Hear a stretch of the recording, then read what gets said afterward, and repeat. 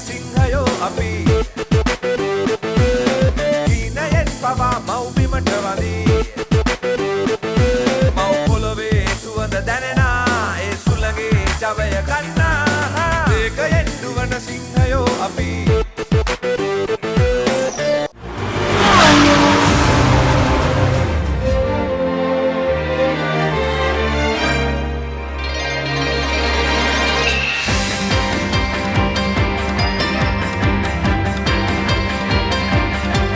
අපි මේ සූදානම් වන්නේ ජපානයේ නැරඹිය යුතු තැන්, දැකිය යුතු තැන් මේ සියල්ලම ග්‍රහණය කරගන්න ටෝකියෝ බලා ගමන් කරන්නයි.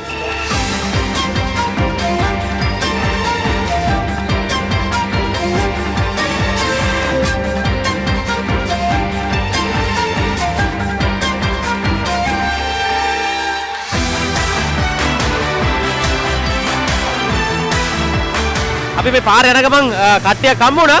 අමුතුම සෙට් එකක් ඔක්කොම ඉන්නවා සුපර්මෑන්ලා බැට්මෑන්ලා කට්ටියම ඉන්නවා.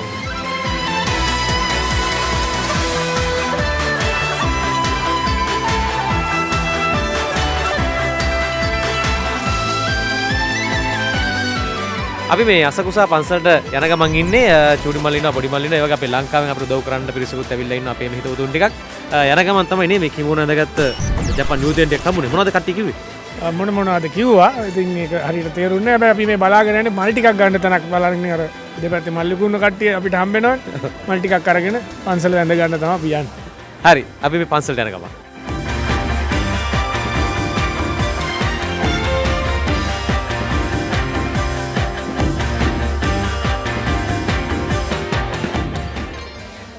ජපානයේ ඉතාමත්ම පැරණි සංස්කෘතියෙන් හෙබි රටක් කවුන්ගේ තියෙන ඇඳුම තමයි මේ කිමෝනා කියන්නේ බොහොම ජනප්‍රියයි. ඉතින් කිමෝනා ඇඳගත්ත කට්ටිය අද ජපානයේ අඩුයි.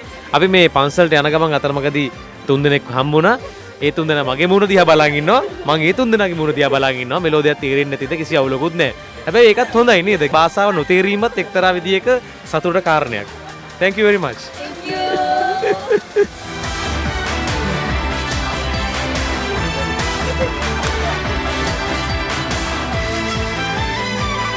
දිලන්තයි මොකක්ද අපි මේ ඉන්න තැන මොකද්ද මේකට කියන්නේ මේකට සෙන්සෝජි කියලා පන්සල කියලා කියන්නේ මේ ටෝකියෝ ආවට ඉන්න ජපානයේ හැම තැනින්ම වගේනවා මෙතෙන් එන්න වැඳලා බාර වෙන්න ලංකාව යන හැම පන්සල බාර වෙන්න ඒ වගේ කරදරයක් වුණාම ඔක්කොම දුවගෙන ඉන්න මෙතෙන් තමයි බාර වෙන්න අපිත් එනම් බාරයක් වෙමු මේ සැරේ ලෝක ශූරතාවය අනිවාර්යයෙන්ම දිනන්න පුළුවන් වෙන්න කියලා දිලන්ත මාලගමට බාරයක් කියලා යන්න ඒ වගේම ලංකාව තව තවත් දිනුනලා මේ හොඳ රටක් වෙන්න කියලා රටේ සියලු දෙනාටම යහපතක් වෙන්න කියලා අපි ප්‍රාර්ථනා කරලා බාරයක් යමු. අපි ඔක්කොම බාර වෙන්න යන්නේ හොඳ ප්‍රාර්ථනාවෙන්. මොකද නම? සෙන්සෝජි. සෙන්සෝජි විහාරය ගාව තමයි අපි මේ ඉන්නේ.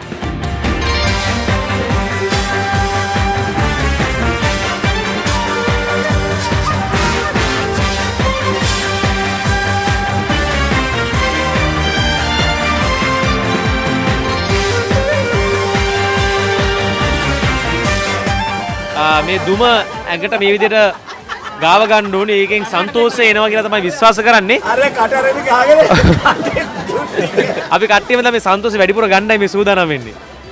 චූටි මල්ලි වැඩිපුර ගන්න ටිකක්. මේ අපි අරගෙන එහෙ දෙන්නත් එපයි. ඕගොල්ලන් කරන්නේත් ඒකනේ.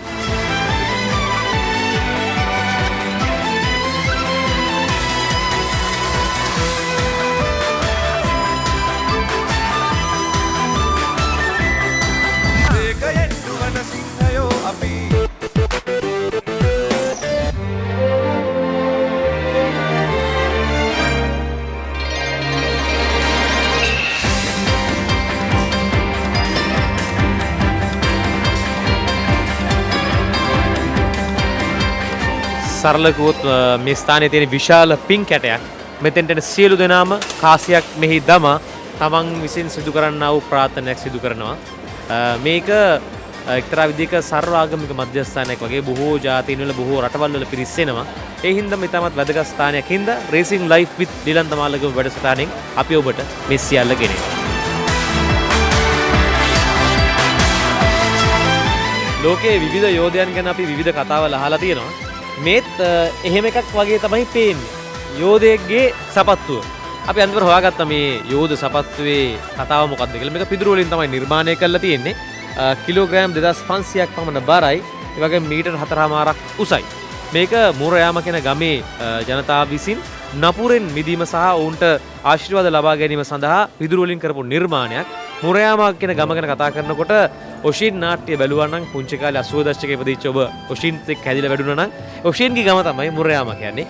ඒ ගමේ කට්ටිය විසින් හදපු යෝධ සපත්තුවක් තමයි මේක. ඇත්තම කිව්වොත් පූජා භාණ්ඩයක්, පූජාවක් උදෙසා දීපු දෙයක්.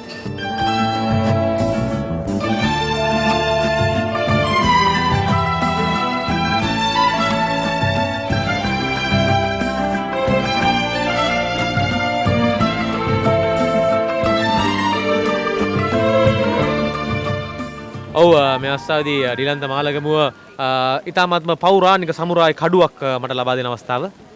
මල්ලි මේ කඩුව තියාගන්න ලංකාවේ කැපිලි වැඩි කවුරුත් කපන්න ආවත් කෙලින්ම කපලා දාන්න. අනිවාර්යයෙන්ම මේ කඩුවෙන් තමයි කපන්නේ. සමුරායි.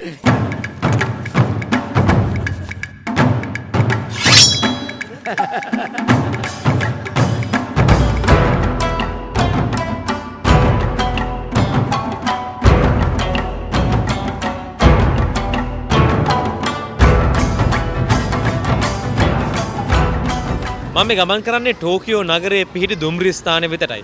මේ දුම්රිය ස්ථානයේ ලොකු ඉතිහාසයක් තියෙනවා. ඒ ඉතිහාසය සමගම ඉතිහාසය රැකගෙන අද ඔවුන් නවීන පන්නේ දුම්රිය ස්ථානයක් බවට මේක පත් කරලා. ඉතින් මේ ආපු ගමන දුම්රිය ස්ථානෙත් බලලා මෙමු.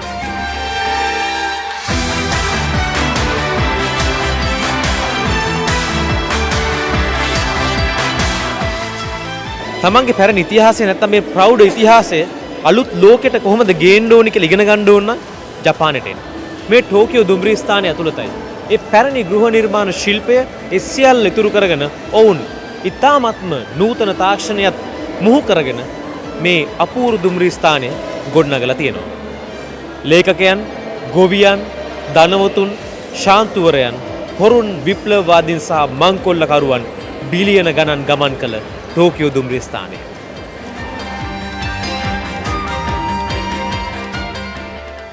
ජපානයේ දුම්රිය ගමනක් බලන්න හිතුණා කොහොමද කියලා. ඉතින් කට්ටියත් එක්ක දැන් මේ යනවා. කොහෙටද මේ යන්නේ? අපි යන්නේ හරාජිකු වලට. හරාජිකු වල මොනවද තියෙන්නේ? හරාජිකු වල තමයි හොඳම shopping street එක තියෙන්නේ. ලෝකෙම දැන් ලස්සනම shopping street එක. ඉතින් අපි මේ පොඩි මල්ලි චූටි මල්ලි යන ගහන යනවා පොඩ්ඩක් මේ සිරිනගර බන්න ටෝකියෝ වල. ටෝකියෝ වල සිරිනගර ගමන් ඉන්නේ. කොහොමද ජපානයේ චූටි මල්ලි? ඇත්තටම ජපානයේ හරිම ලස්සන ගැමි පරිසරයක් තියෙන්නේ. බොහොම එතන කුඹුරු වල ඒ අපේ ගිවිලියෝ වැඩ කරන හැටි අපි බැලුවා. ගොවි මහතුන්නේ එයාගේ සාම්ප්‍රදායික ඇඳුම අපේ ඇඳුමම ඒ අඳින එකම ඇඳගෙන ඒගොල්ලෝ මේ කුඹුරු වැඩ. ඒතර පේනවා ඇති සමහර වෙලාවට පිට නෙළුම් කොලේ බත් කනවා. මේ වගේ ගැමි සිරියාවක් තමයි ජපානයේ ටෝකියෝ නගරේ පුරාවට අපි දැක්කේ. එහෙම තමයි ජපානයේ ටෝකියෝ නගරේ. ඒකින්ද අපි හරාජිකෝ වලට ගිහිල්ලා ආයකතු වෙමු.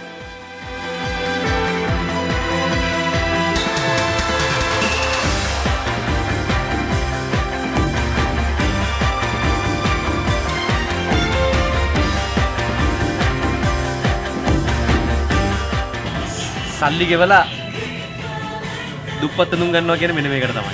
මේක අරන් ගියොත් ආච්චි කොහොමද කියන්නේ? ආච්චි නෙමෙයි දැන් අරුණංගලගේ ගෙදරින් අම්මා ගියා යන්නේ පුතේ අයියෝ මුත මසු දාන්න පුතේ ජපානට ගිහින් ඇවිල්ලා තු ගැහුවාද මට කවුරු හරි ගැහුවා. ජපානයේදී කවුරු හරි ගැහුවාද කියලා. ගුටි මේකට කියන්නේ ගුටි කන ඇඳුම් කියලා. ගුටි කන ඇඳුම් ස්ටයිල් එක තමයි මේක. 600円オフクーポン券をプレゼント。 ඉතර දාගන්න බැරිද දන්නේ නේ? ライブチャイシャーペン。 මේ ගන්න කපන්න බෑ අයියා. ඒක මම අඳලම් බයි.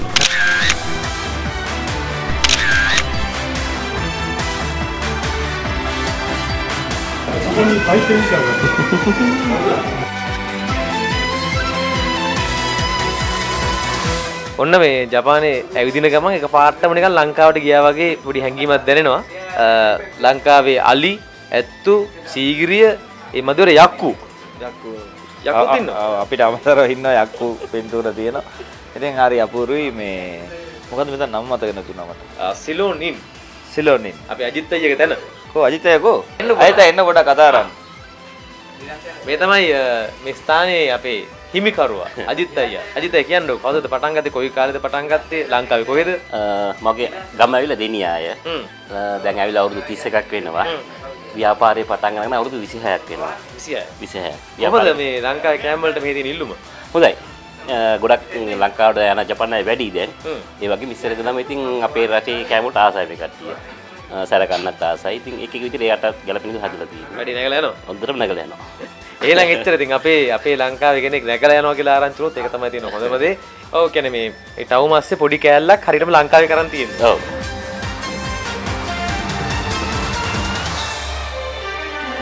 ඒකයෙන් දුවන සිංහයෝ අපි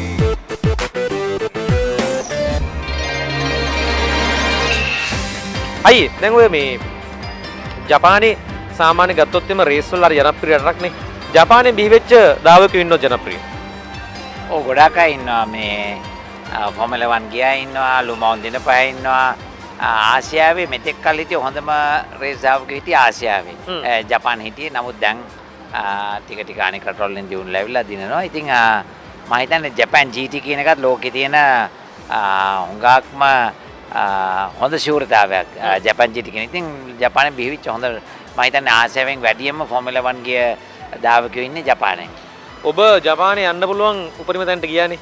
ඒ කියන්නේ ජපාන් රජය විසින් ගෙනල්ලා ඊට පස්සේ NHK එකකින් ඔබ ගැන වැඩසටහනක් කරලා ඩොකියුමන්ටරියක් කරලා ඒතකොට ජපාන් රජයෙන් සෑහෙන ලොකු ගෞරවයක් දැක්වුවා. අපිට ඒක ගැන කියමුකෝ. මම තමයි 1997 නන් ජපාන් ජාතික පළවෙනි ආසියාතික උනේ ෆෝමියුලා 3000. ඒ කියන්නේ ෆෝමියුලා 3000 කියන්නේ ෆෝමියුලා 1 එකට කිට්ටුම එක. ඒ කියන්නේ ෆෝමියුලා 1 යන ඩ්‍රයිවර්ස්ලා ඔක්කොම ලැබිලා ජපානයේ ෆෝමියුලා 3000 කරලා තමයි ෆෝමියුලා 1 වලට යන්නේ ගොඩක් වෙලාවට. ඉතින් ඒකට ඒ තත්ත්වෙට ගිය පළවෙනි ශ්‍රී ලාංකිකයා මං වුණා. එතකොට ඒ වෙලාවේ මේ රටේ අගමැති මට මේ ෆෙලිසිටේට් කරා. ඒ වගේම මේ NHK එකේ මගේ ජීවිත කතාව හලෝ නිප්පොන් කියලා එකට වෙනම කරා. ඉතින් මේ රටේ මොකද මේ රටේ ඇවිල්ලා තමයි මම ඉගෙන ගත්තේ රේසින් හොඳට කරන්න. ඒ වගේම ජයග්‍රහණ තිබ්බා. ඒ වගේම අපිව කියන්නේ අපිව දිරිමත් කරේ මේ රට තමයි. ඔය සාමාන්‍යයෙන් ඩිලන්තයි දැන් ගොඩක් අය රේස් බලනවා. බලන්නේ ගොඩක් වෙලාවට ඉතින් ටෙලිවිෂන් එකෙන්නේ බලන්නේ. ඉතින් අර ටෙලිවිෂන් එකේ ලොකු කියන්නේ අර ස්ක්‍රීන් එකේ බලද්දි සමහරට ඒ වේගය දැනෙන්නේ නැහැ. කියන්නේ දාවන පතේ ළඟ ඉඳලා බලනකොට වගේ සාමාන්‍ය දැන් අපි එදා දැක්ක අපි ෆූජි ට්‍රැක් එකේ ඒ සාමාන්‍ය උපරිම වේගය කොච්චර විතර වෙනවද ඒ වාහනයක ඒ සාමාන්‍යයෙන්? එදා මම හිතන්නේ අපේ උපරිම වේගය තිබෙත් 292ක් විතර තමයි එදා උපරිම වේගය තිබ්බේ. ඒ කියන්නේ මම හිතන්නේ ගොඩක් අයට තේරෙන්නේ නැහැ වාහනයක් එහෙම යනකොට එච්චර වේගෙන් යනවද කියලා. මොකද මේ ඔබ දෙදෙනා හිටපු තැන අපි ළඟ ඉන්නකොට අපිට ඒක දැනෙනවා. නමුත් අර ටීවී එකේ බලද්දි ඉතින් කැමරා එකකින් මෙහෙම ෆලෝ කරද්දි එතකොට අවම වේගය සාමාන්‍ය කොච්චර විතරද මේ වංගු ගන්නකොට අපිට පේන්නේ නිකන් ගොඩක් හිමින් යනවා වගේ සමහරට.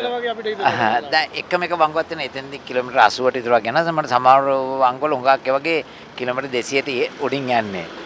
අනිකේදා වැස්සෙනේ වැස්සේ තවත් ගොඩක් අමාරුයි. මොකද කාර් එක ලිස්සනවා. ඉතින් කන්ට්‍රෝල් කරන්න යන්න ඕනේ. ඉතින් හුඟක් කවල 200ට උඩින් යනවා. ඔය ඒ මං හිතන්නේ 80 වංගුව කියන්නේ අර V අකුරේ හැඩයට තියෙන වංගුවක් තියෙනවා. L අකුරකුත් නෙමෙයි ඒක V අකුර. ඔව් සිකෙන් එක ඔව්. එතනදී තමයි ඒ කියන්නේ එවැනි වංගුවකුත් 80කට හරවනවා කියන්නේ ඉතින් ලේසි පාස්සේ කඩුත්තක් නෙමෙයි. ඔව් අනිවාර්යයෙන්. සාමාන්‍යයෙන් දැන් ජපානයේ ට්‍රැක් එක ගත්තොත් මේ අයියා සාමාන්‍ය ට්‍රැක්ස් කීපයකම රේස් පදිනවනේ.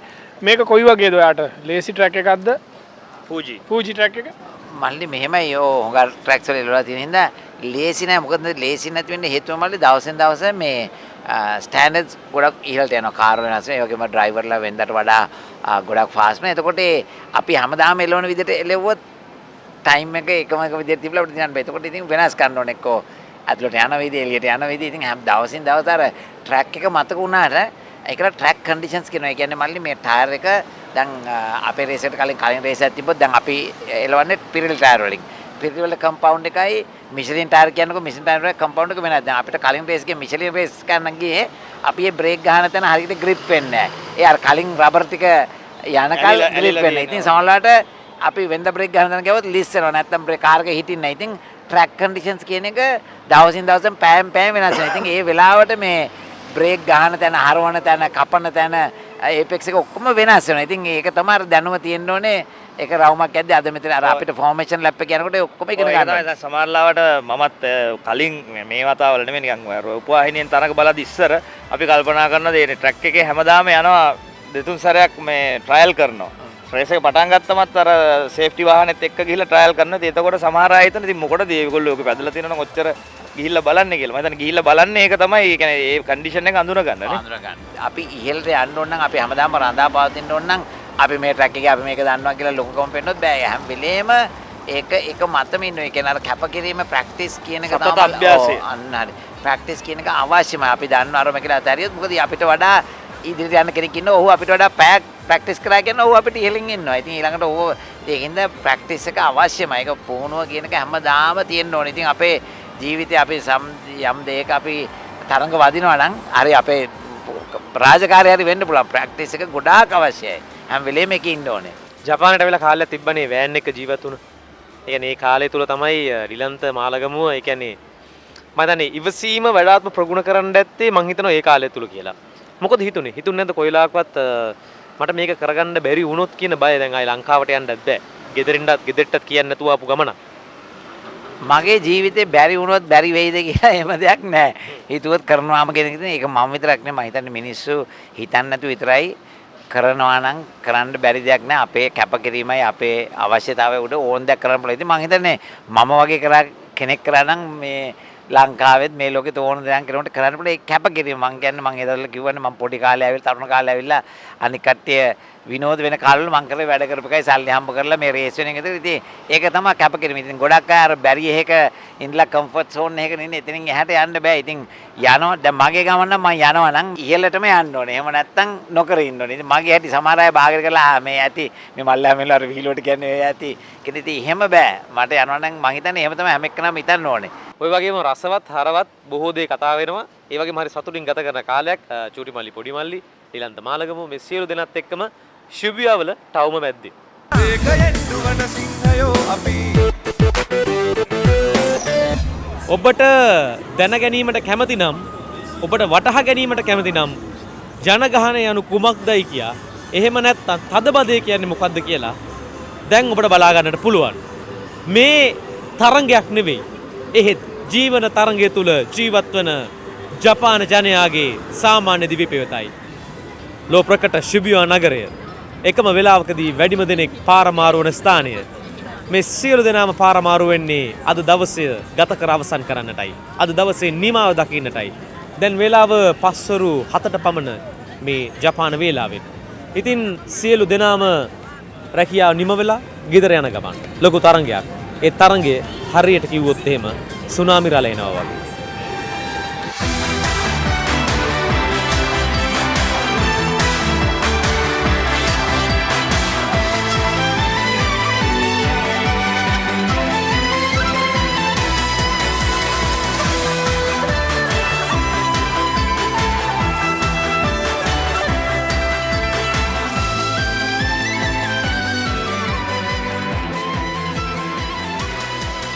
කතාව ඉවර කරන්න යන්නේ චාරිකාවේ අවසානය ජපානයේ දවස් 7ක් විතර අපි ගත කරා ශ්‍රී මාලගම මැලේසියාවට චූටි මල්ලි පොඩි මල්ලි සමග මම ලංකාවට. ඉතින් අයියේ බොහොමත් ස්තුතියි අද දවසේ මේ අපි තරඟෙන් පස්සේ බොහොම සතුටින් කාලය ගත කරා. ඔබ සෑහෙන දේවල් අත්දැකීම් ප්‍රමාණයක් ලබා දුන්නා. අපි අමුත්ත දෙදෙනා ඉන්නවා. මොකද ඉතින් ජපාන් චාරිකාව. ඔව් ඇත්තටම ජපාන් චාරිකාවේ තියෙන විශේෂම දේ තමයි මේ මෝටර රථ ධාවන තරඟය නරඹන්නට ලැබීම සජීවීව. ඉතින් අපි මෝටර ධාවන රථ තරඟ නරඹලා තියෙනවා. නමුත් මෙවැනි මට්ටමේ තරඟයක් සුපිරි මට්ටමේ තරඟයක් නරඹපු පළවෙනි අවස්ථාව. ඉතින් ඒක තමයි මෙතන තියෙන විශේෂත්වය. ඒක තමයි ඉතින් ස්තුතිවන්ත වෙන්න ඕනේ. ඒ වගේම අපි ඇත්තටම අපි දෙන්න ටිකක් බයෙන් හිටියා. හැමදාම දිනුවට බැරරිලාවත් වාහනේට හරි මොකක් හරි වෙලා මේ සැරේවත් පෙරදුනොත් එහෙම කියලා අපි දෙන්න ආපු ඉඳ වුණා වෙයිද දන්නේ නැහැ කියලා. ලංකාවේ කියමනක් තියෙනනේ ජෝනා වෙනවා කියලා. එහෙම ඒ තත්ත්වෙ අපි දෙන්න එහෙම වෙයිද කියලා. නමුත් අපි ඉතින් තරඟ දෙකම ජයග්‍රහණය කරා. ඉතින් ඒක ඇත්තටම සතුටුයි. ඉස්සෙල්ලාම බලපු සුපිරි තරඟයේ ජයග්‍රාහකයා ලංකාවේ කෙනෙක්. ඒ වගේම හිතවතෙක් පුංචි කාලේ ඉඳලා කැමති වෙලා හිටපු කෙනෙක්. ඉතින් අපූර්ව ගමනක්.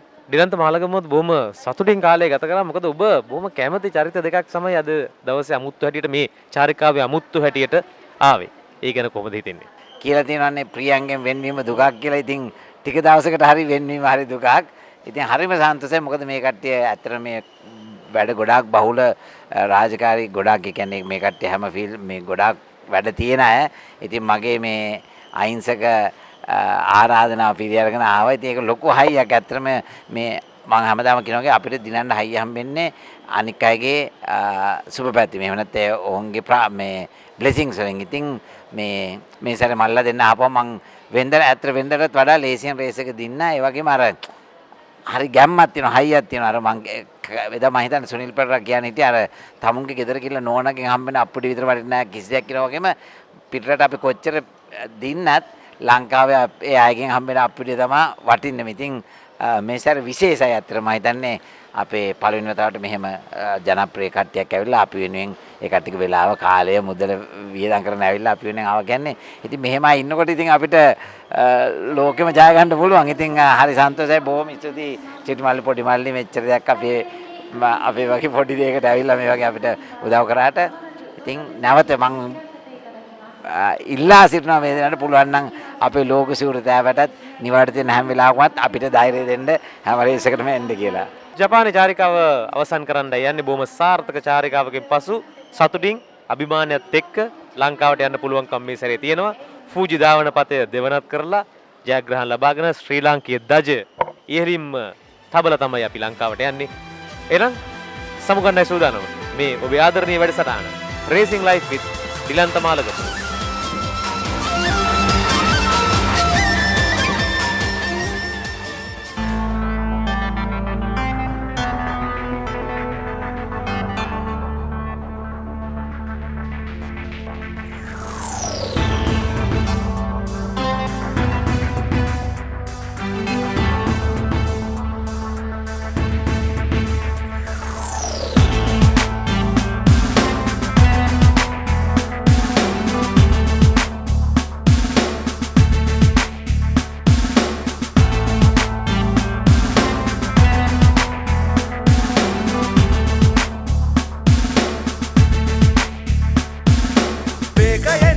සිංහයෝ අපි හීනයෙන් පවා මව්බිමට වදී මව් පොළොවේ සුවඳ දැනෙන